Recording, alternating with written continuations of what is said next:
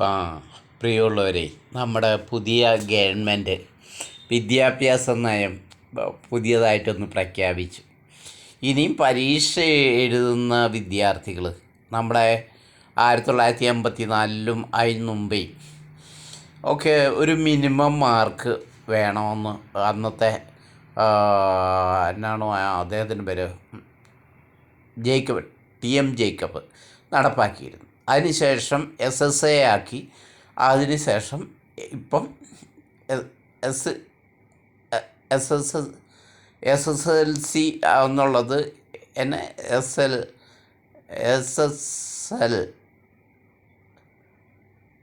SSC എന്നാക്കിയിട്ട് പിന്നീടാണ് SLC, പിന്നീടും SLC ആയിട്ട് വരികയാണ്.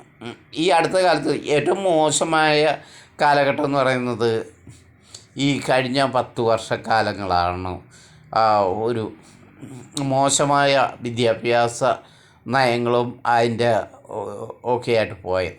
കാരണം കുറേ മാർക്ക് കൊടുക്കുക, ഓൾ പാസ് ചെയ്യുക, കുറേ ജയിക്കുക, എന്നിട്ട് അവരുടെ മനസ്സ് വേദനിക്കും, അങ്ങനെയാണ് ഇങ്ങനെയാണെന്നൊക്കെ പറഞ്ഞു. ഇതുകൊണ്ട് നമ്മുടെ വിദ്യാർത്ഥികളുടെ നിലവാരം തന്നെ പോയി.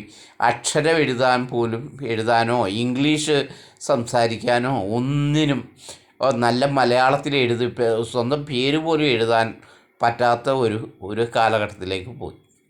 എന്നാൽ ഇപ്പം വിദ്യാഭ്യാസ മന്ത്രി പറഞ്ഞേക്കുന്നത് എല്ലാത്തിനും മിനിമം 30% മാർക്ക് 3 പരീക്ഷയ്ക്കും ഉണ്ടായിരിക്കണം. എന്നാൽ മാത്രമേ ഇനിയുള്ള കടമ്പകൾ കടക്കാനൊക്കെയുള്ളൂ എന്നാണ് പറഞ്ഞേക്കുന്നത്.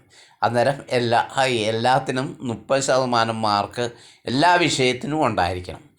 അങ്ങനെ ഉണ്ടെങ്കിൽ മാത്രമേ, ഒരു മിനിമം മാർക്ക് ഉണ്ടെങ്കിൽ മാത്രമേ ഇനിയുള്ള കുട്ടികൾ ജയിക്കുകയുള്ളൂ. അല്ലാതെ ചുമ്മാതെ കയറ്റി വിട്ടിട്ട് ഒരു കാര്യവുമില്ല.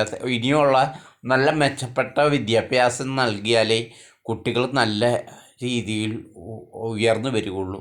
നല്ല വിദേശ രാജ്യങ്ങളിൽ പോയാലും അവർക്ക് പിടിച്ചു നിൽക്കാനൊക്കെ ഉള്ളൂ. ഇവിടെ ഇപ്പോൾ ഈ കാണുന്ന വിദ്യാഭ്യാസം എന്ന് പറയുന്നത് കേന്ദ്ര സിലബസിൽ വരുന്ന അഥവാ പബ്ലിക് സ്കൂളുകളിൽ പഠിക്കുന്ന വിദ്യാർത്ഥികളാണ് ഇന്നോ IAS IPS വന്ന് നമ്മുടെ മുമ്പിലിരിക്കുന്നത്.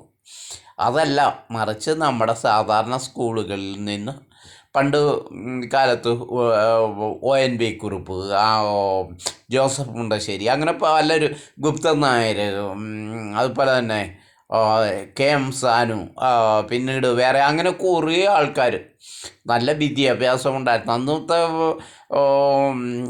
പല കവികളും സയൻറ്റിസ്റ്റുകളും ഒക്കെ ഈ സാധാരണ സ്കൂളിൽ നിന്ന് പഠിച്ചു പോയവരാണ്.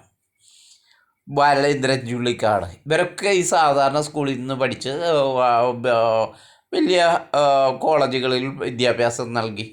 AG അഗസ്റ്റിൻ സാറ്, വട്ടപ്പാറ മലയാളത്തിൻ്റെ ഒരാളുണ്ട്. അങ്ങനെ പലരും,